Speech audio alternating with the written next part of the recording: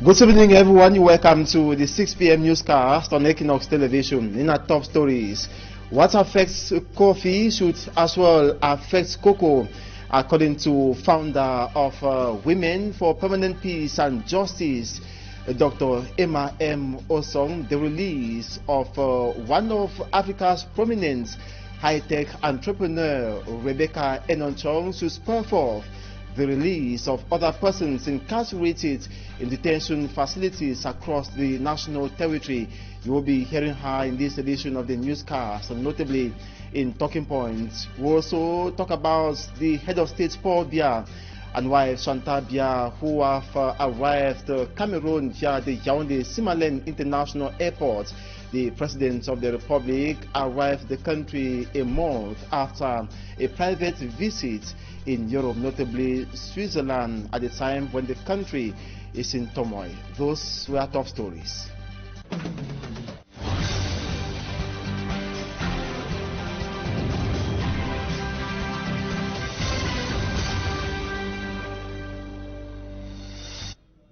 Good evening once again. You're welcome to the 6 p.m. newscast on Equinoxe television, where we're broadcasting live from the nation's economic capital, Douala. We begin by indicating that the head of state, Paul Biya, and wife Chantal Biya are back to the country after a month of stay in Europe, notably in Switzerland. They arrived Cameroon this evening via the Yaoundé-Simalène International Airport. The head of state left the country at the time when turmoil continues, when the Anglophone crisis is expected to be resolved both by Cameroonians in the country and those out of the country, with international community mounting pressure to ensure that normalcy returns in the two English-speaking regions of the country. Also at the time when Boko Haram hostilities continue in the far north region of the country. Also at the time when the COVID-19 pandemic continues to detect its laws in the country. It is expected the head of state, Paul Biya, is back in the country to have these matters handled. And you can watch in the images there the First Lady, Chantal Biya, who accompanies the head of state, Paul Biya, for a long stay in Europe, notably Switzerland, where several Cameroonians protested to disturb their private stay in Switzerland. Most of them were denouncing the manner in which Cameroon is being governed by the Biya regime. And it's expected the head of state, Paul Biya, will ensure, as he has returned, that everything returns to normal in the two English-speaking regions of the country, the far north region, as well as other areas hit by insecurity. We move to the west region of the country, notably in Bana, where a 26-year-old man was killed by a gendarme after an altercation that resulted from a land dispute. It is said calm has returned in the locality, that is Bana. It should be noted that during the incidents, inhabitants of the population protested, blocking roads for several hours, preventing or perturbing mobility of persons and vehicles. Simanjikan Gabriel gives an update of the situation in Bana regarding the killing of the 26-year-old man by a gendarme. It was a tense atmosphere that characterized the stretch of road linking Bafang to Bafoussam in the west region. Denizens are furious after one of theirs, Kamani Axel Loic, was allegedly gunned down by a gendarme officer after a fight with a commander in Bana over a land dispute.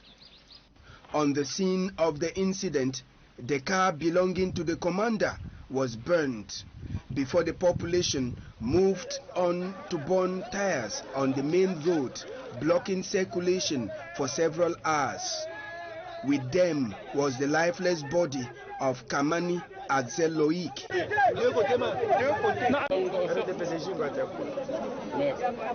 Even with the presence of the senior divisional officer of Opan Camp Division, who came to calm down tempers The angry population say he wasn't speaking sense. When such a thing happens, as the senior divisional officer of Opankan, I am the one to present the excuse of the administration to the family. The young child woke up in the morning and didn't know he was going to end up this way.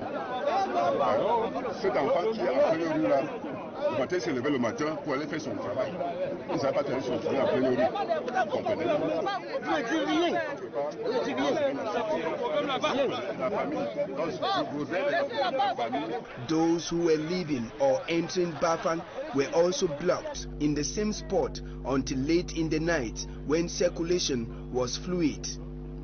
Equinoxe television crew then moved to the compound of Kameni Axel Loic, where the pains of the loss is still very fresh.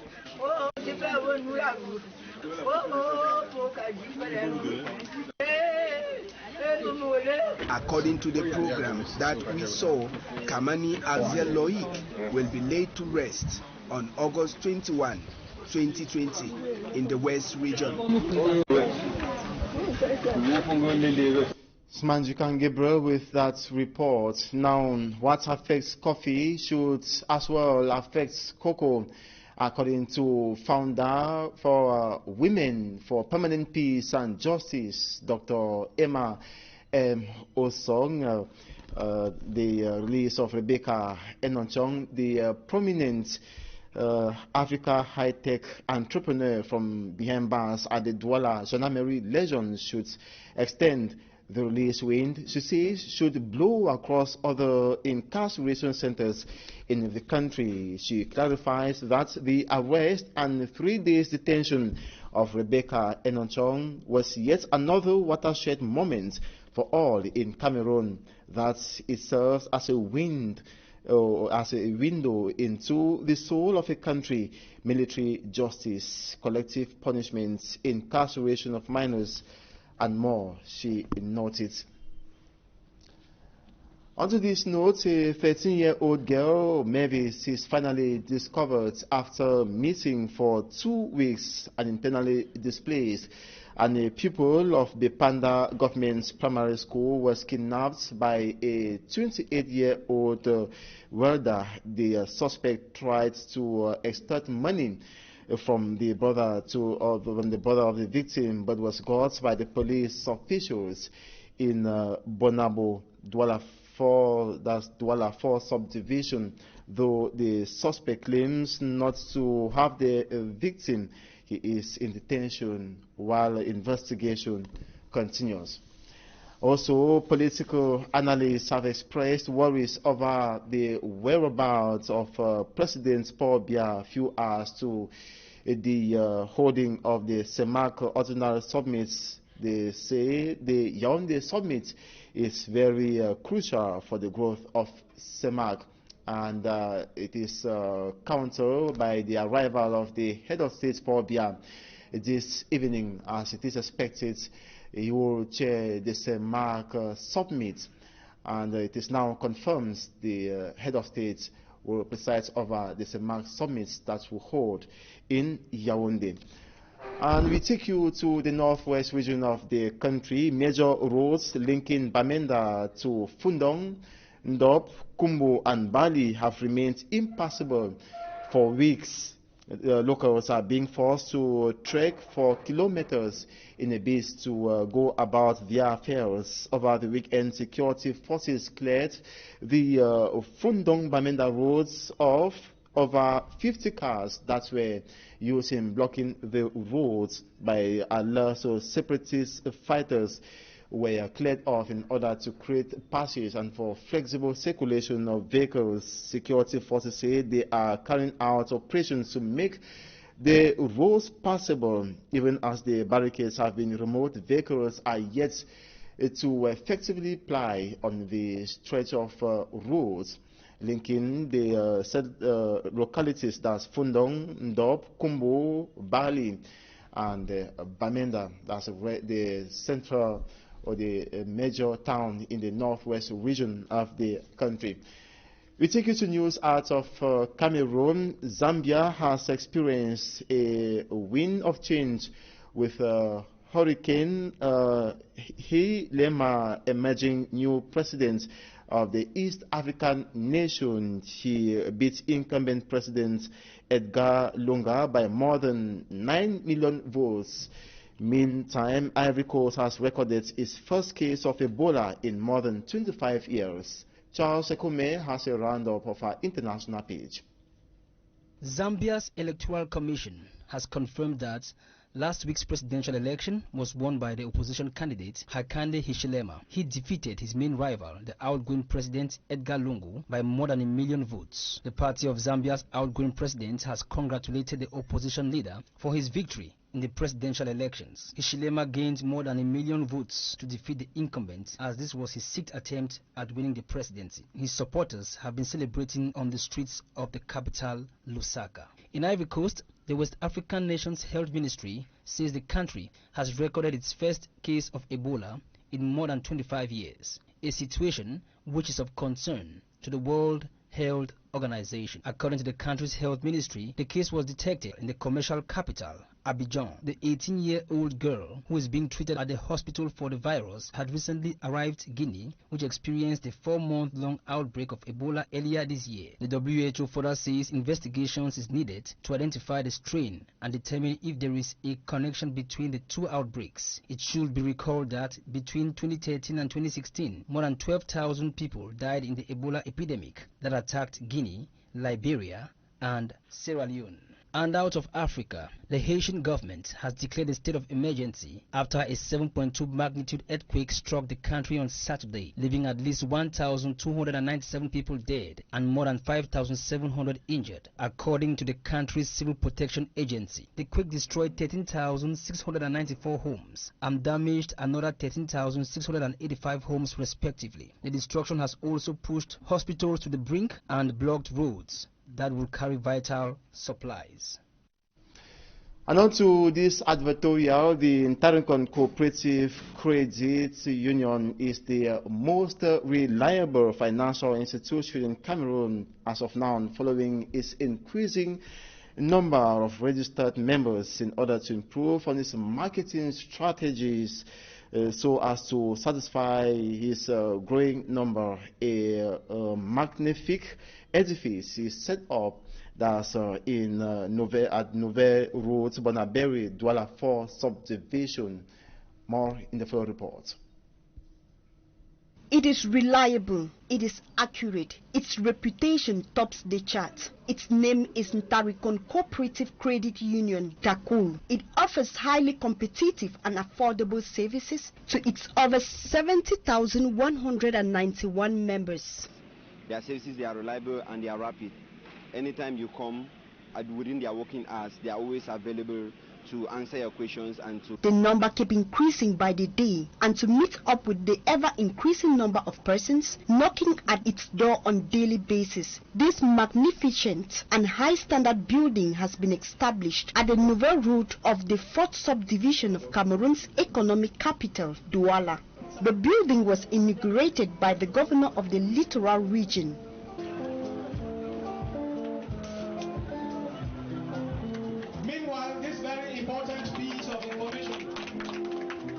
Samuel Ivaha Diboua, in the presence of high-profile government, traditional dignitaries, and top Ntakul officials. Its membership is no longer limited to the 3 Ntarikon residents who started it, but counts 70,191 members. No longer serves only its 3 founding members, but renders broad-based financial services to Cameroonians and non-Cameroonians. The president of the board of directors of the Ntarikon Cooperative Credit Union, Mr. Fu Isaac Taku, says the infrastructural expansion of the microfinance institution falls within the framework of its marketing strategy. Edifices like this, especially in a city like Douala, is first of all for marketing purposes. We try to position the credit union in a way that people who want to save their money, they are sure of who they are entrusting their money to. When you have somebody who is well structured, well situated like this, you're not afraid to deposit your money. And secondly, We are using the buildings like this to be able to diversify the revenue sources of the credit union.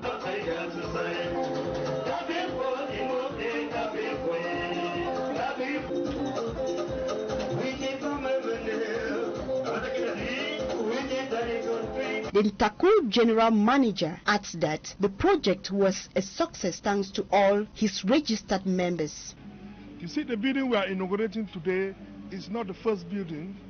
We have constructed in Bamenda, we have constructed in Boya, and presently we are constructing another magnificent building in Yaoundé. Today's building you see like this, all this building is thanks to the contribution of the Bayam Salam, the bike riders, the civil servants. We want to assure our members that this year we are going to pay interest of 6% to their savings.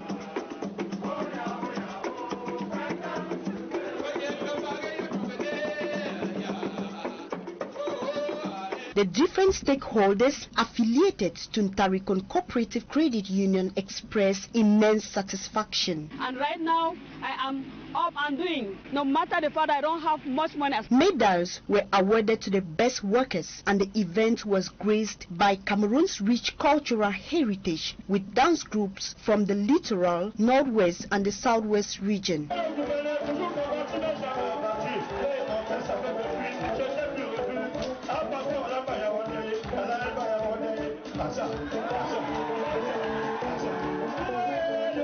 We come back to this report about a 13-year-old girl, Mavis, who has finally been discovered after missing for 2 weeks and internally displaced, and the pupil of the Panda Government's primary school. She was kidnapped by a 28-year-old welder that's in the Bonabo neighborhood in the Douala 4 subdivision. Mana Glory reports. Out of a region of origin, the northwest, by violence, Melvis goes missing for 2 weeks. Worried about her whereabouts, her brother will crisscross Douala from Makepe, where they were living, to other parts of the town in vain. After reporting to the forces of law and order, an announcement is made on Equinoxe PG News.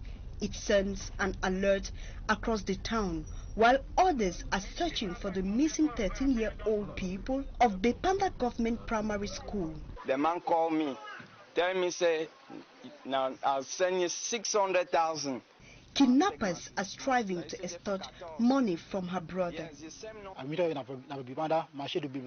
She is discovered by her brother's friend at Marché du Bebal in Bepanda. So I see your market, we become so they want to fish and granite. She then leads the way to the home of the alleged kidnappers in Bonabo, Douala 5. As they don't meet up, I feel fine. Following his arrest at his welding workshop by the police, the suspect claims to have been trying to help Melvis by offering her a shelter. Ce garçon présumé kidnappé n'est pas sa première opération. But the head of the Bonamusongo Quarter Vigilante Committee says it is not the first time Cyril is involved in such a crime. Je dormais sur le même lit avec elle, donc il n'y a eu rien, je n'ai pas touché. Though the 28-year-old suspect says he did not harm her in any way, a medical report is yet to tell if Melvis was sexually abused. After a search operation in the house of Cyril, he is in police detention. Investigations are on the way to establish facts about the 2 weeks disappearance of Melvis. And up next is Talking Points.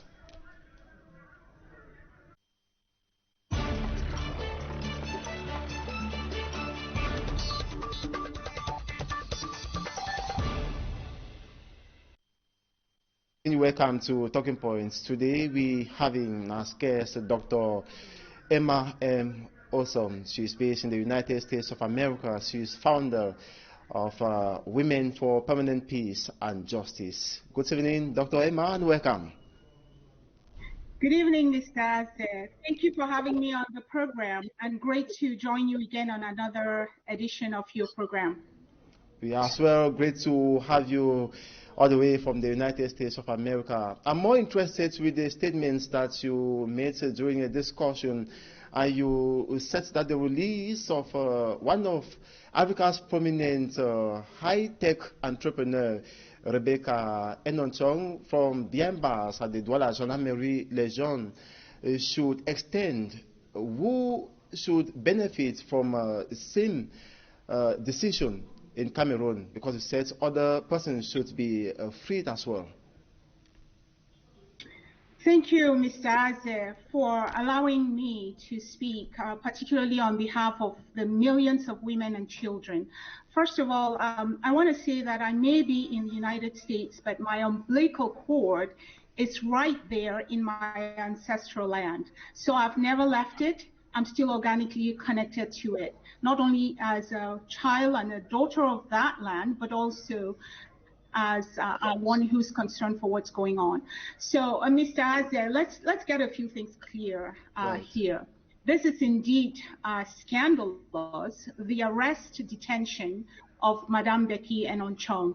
It is emblematic, in my view, of the lawlessness, the medieval approaches, and the unchecked brutality by a regime 4 decades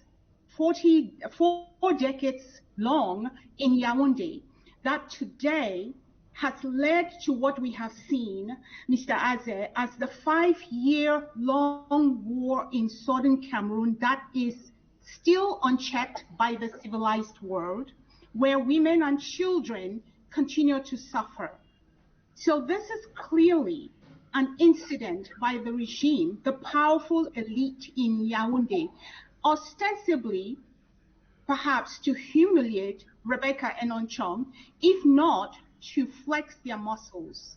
And her arrest must be understood clearly for what it is, as a watershed moment, a moment where our collective consciousness must be raised on a number of things. Let me list them, Mr. Aze. Number one, the arbitrary arrest, the torture, the kidnapping and transfer to gulags. Most of you, the audience, must have seen the video of the young man whose hands are chained, his feet are chained, in a dungeon somewhere in Yaoundé, pleading for his life. We must call out, as a result of this arrest of Madame Rebecca Enonchong, the militarization of our civilian centers in southern Cameroon, militarization of hospitals, militarization of schools, and all urban centers. Now, let me be clear. Mrs. Rebecca Enonchong is free and alive today, thanks to her international standing, not only in Cameroon as a renowned IT guru, but also worldwide. And let's see what occurred here. Not only did the High Commissioner for Canada, Mr. Richard Bell, call for her release, the EU called for her release, the former Assistant Secretary of State, Thibault Nash, called for her release. Yes. And get this, my dear brothers and sisters, even the French ambassador to Cameroon called for her release. What about all the other persons who, under similar circumstances, there is no one calling for their release? And here, I signal a number of things, Mr. Aze. The arrest of the minors, Sandra, Ashu, and Miriam Echi, who today are in adult prison, Samuel Wazizi, whose whereabouts is not known, and other people who are today prisoners of conscience. Dr. Emma, can we say it has to do with class, with your prominence? Maybe she was released because she is a public figure, while those who are still incarcerated for different crimes are the downtrodden. Could we analyze it that way? There is no way to look at this that there is a certain inevitability, privilege, a certain inevitability of privilege. I repeat, there is a certain inevitability of privilege in this particular arrest and subsequent release on matters that, again, are ostensibly in the private domain and family domain. But this only goes to highlight that justice cannot be orchestrated as that for a privileged few. Justice must be seen as justice for all. That is why we are very happy at Women for Permanent Peace also join the free world in calling for Madame Becky Enonchong's release, because the subjugation and the injustice anywhere must be injustice everywhere.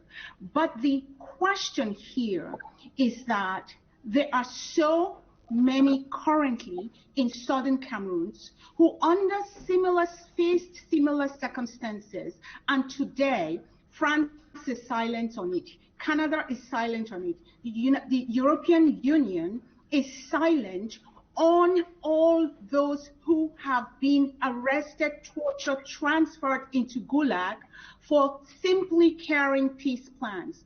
Where is the hashtag, Mr. Aze, to free minors who were subjects of rape, but today are languishing in adult jail? Again, I repeat the case of the young minors in the Kumba jail. Here I ask the civilized world and all people of conscience, where are the Shea and Sika families who, after the territorial minister called for vigilante groups, we ended up with a massacre in Garbo?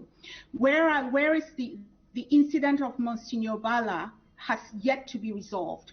We have the babies who are killed and the grandmothers who are burnt alive in their homes. So what we are saying today, and using the good fortune of Madame Rebecca Enonchong, is to collectively sound our voices and call on the free world to look into the cases in Cameroon that have yet to be investigated.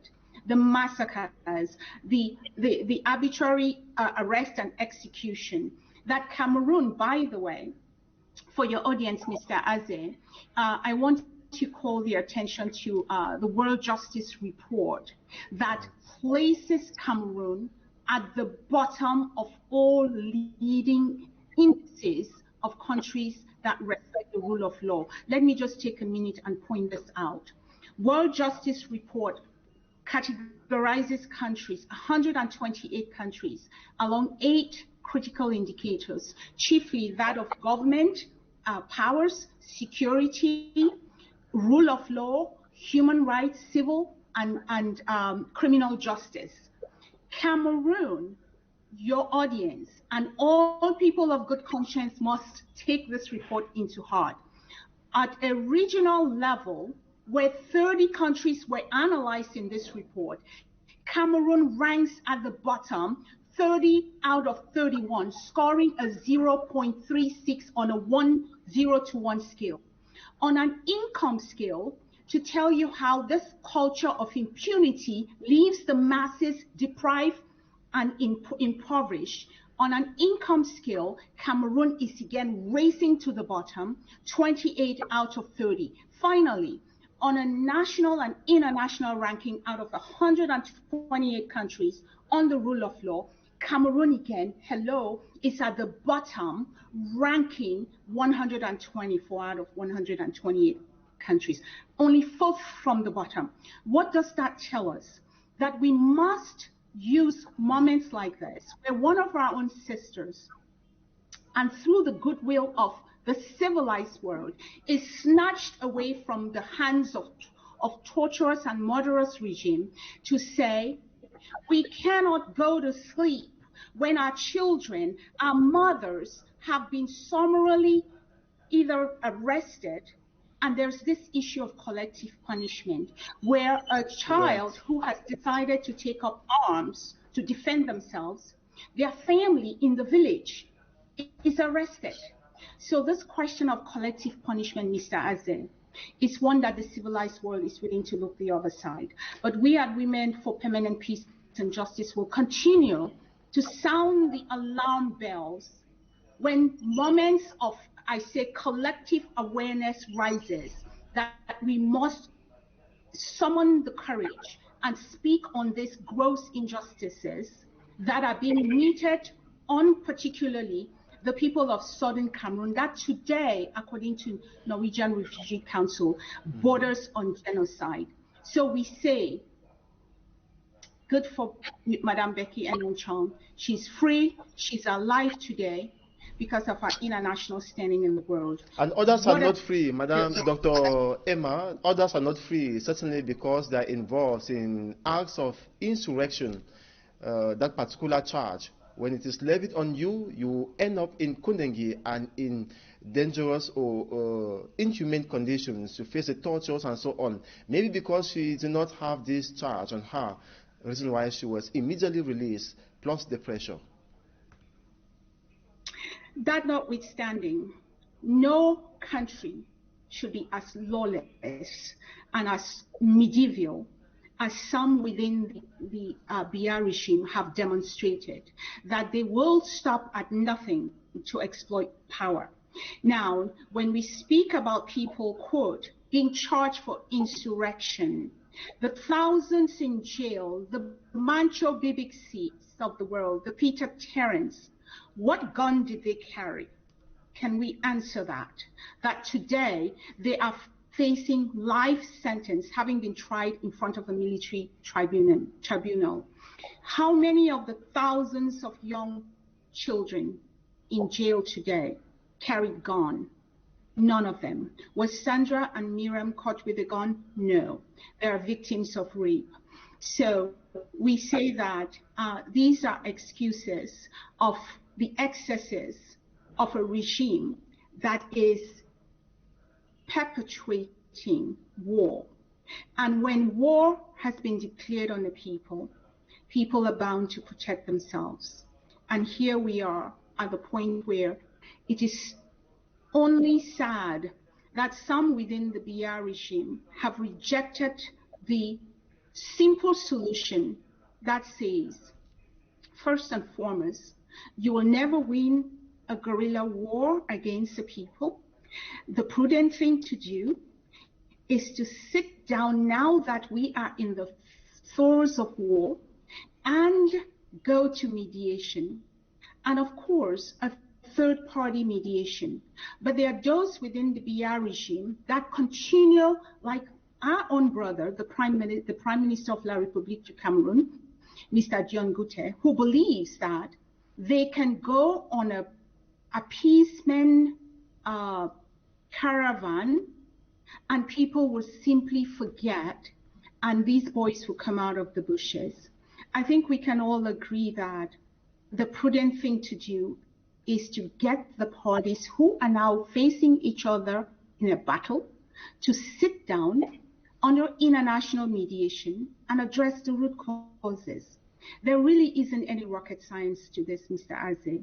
Our plea is that we spare the civilian population from what just befell me, Madame Enonchong. It has befallen thousands of our children. Where are they today? Languishing in jail, many their whereabouts unknown, many the victims of mass execution, summary execution, and the lucky ones are sitting in some place called Kondengi, no due process, never been charged, simply arrested, transferred, and in many cases, like the video on social media of this young boy, tortured. We must call on the civilized world not to leave these types of acts go unchecked. By the way, Cameroon is signatory to several conventions. The Convention Against the Inhumane Treatment of People, the Convention Against Torture, the Convention on the Protection of Minors, children, particularly children in times of war, not to mention the Geneva Protocol. Where do we end this impunity, Mr. Aze? So these are watershed moments to raise our consciousness, and the reason why you will find me on your show for any or for other reasons is it's really to say that these are very dire times that we must speak on. One, to bring an end to the war in our own backyards, and also to remain vigilant that there are thousands of our children, some minors, there are thousands of women who face the same circumstances as Madame Enonchong, and they must not be forgotten. We cannot, again, allow justice to be seen as a privilege. Rather, justice must be seen as justice for all. Dr. And Emma, I'm happy my sister is free today. Dr. Emma, I want you to give us your reaction on the arrival of the head of state for Biya and First Lady Chantal Biya to Cameroon this evening after close to a month in Europe for a private stay. Can we say this period we missed the opportunity to have the crisis, the war in the two English-speaking regions resolved, at least? Maybe the period that he spent for a private visit in Switzerland, he would have remained in the country to take concrete decisions to ensure that the war at the backyard ends. I don't know that the return of an absentee president is celebratory news. At least that's the sentiment of millions of those of us who are facing the barrel of the gun. Our families are facing the barrel of the gun. I regret to say that these are instigative moments where a country that is in war, its president is not at the forefront, seeking to use the enormous power of his office to safeguard our common humanity. Rather, vacations. I know that if my house is on fire, it's not the time I take a vacation. I have to be in a coma and taken out on a gurney, because as long as there's breath in my body, I will be fighting to save my young, my children, my household, my possession, and my worldly goods, perhaps, if not life. So I have nothing but disdain and condemnation, and at the risk of my own person, to say that this triumphant return, in quotes, does nothing except to signal, as some have said in many other instances and many other media, that here is a president who spends the majority of his time outside of the country, who uses the same taxpayers' money for his own benefit, be it medical care. Meanwhile, a country who was bequeathed more than $300 million to fight the pandemic, the COVID pandemic, has been squandered by his acolytes. So, Isaze, it is again a very sober times in the lives of Southern Cameroonians. And anything that is going on in La République du Cameroun, I am praying that French Cameroonians are essentially outraged that they are still being ruled either by decree, either through emergency ruling, and yet nothing is happening. So the return of the president of La République du Cameroun only goes to underscore that first and foremost, he shouldn't have been out of his country. He should have been there making the case for permanent peace based on justice, so as to safeguard the millions of women and children who today are being killed by his own BIR, Bataillon Intervention Rapide, who every day are militarizing our urban centers, militarizing our schools and hospitals. I'm not sure if Mr. Biya listens to your show, but if he does, I want to say, Mr. President of La République du Cameroun, when would you sit down with the armed groups so as to end the senseless war and spare generations from a useless war? That is my plea and that is my message. Dr. Yes, Emma, we are using some tough language here. An absentee president is perhaps an appropriate designation for Mr. Biya, and his return is nothing to celebrate. Dr. Emma, you know very well that when you are actually, let's say, in a very close room, there is heat, and you need to go out to have some fresh air. And then you have to understand what actually, with the cool heads, you understand what actually was in that room that makes it to heat up, and other factors around you where you having maybe a cool head will enable you to understand.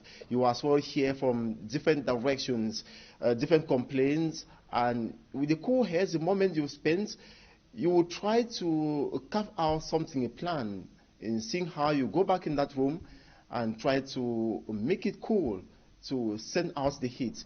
Don't you think, in the case of the head of state, Paul Biya, he rested well in a quiet environment, despite the maybe the reactions of other Cameroonians who have been protesting and so on. He's been getting the information and he's been strategizing maybe on how he's going to handle them. We talk about poor governance, about the situation in the two English-speaking regions of the country, the far north region as well, and he's fully prepared. Don't you think, in that light, that's how other Cameroonians will tell you? I would only think, Mr. Aze, that after taking his rest and respite, that Mr. Biya had the opportunity to either make a call to Mr. Gunther, the Swiss envoy to the Swiss-led peace process, telling him of his willingness to sit down with the armed groups. That's the one thing I would hope clarity of mind after the rest and respite would achieve. And that would be a good thing for all concerned. I will also hope that Mr. Biya would realize the enormous sentiment around the world for people who some don't even know much about Cameroon, but today are aware of the death and destruction, calling on him to do something.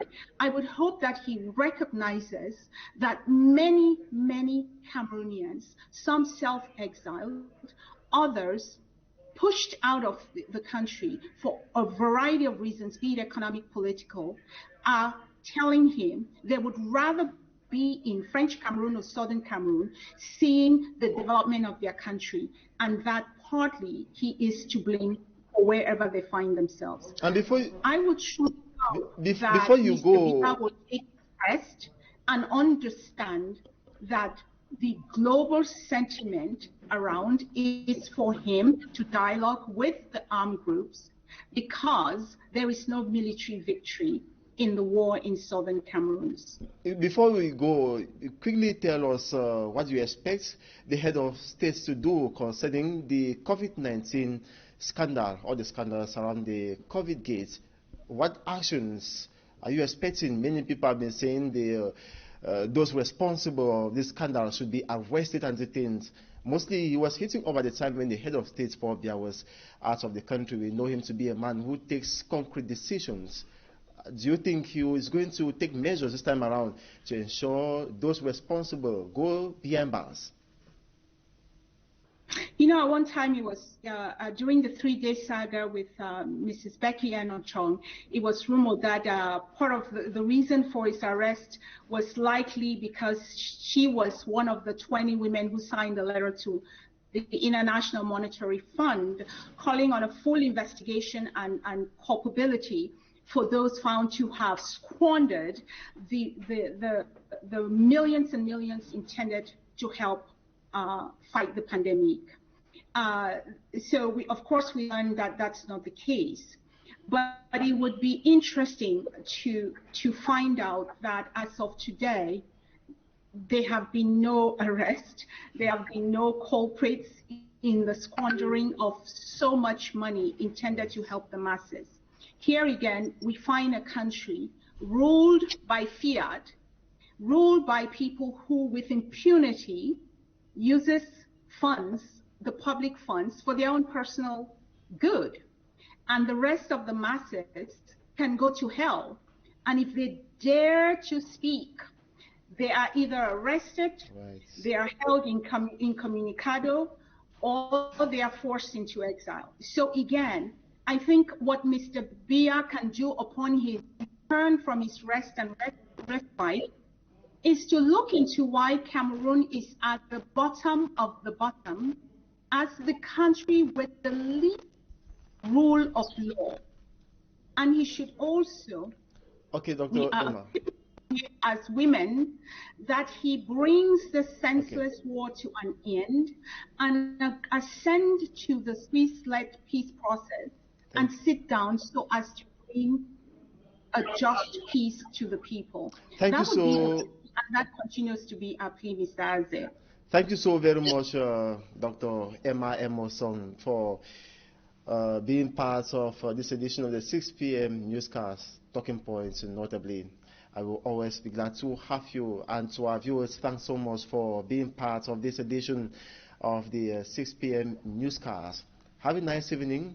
See you tomorrow. Thank you. Bye.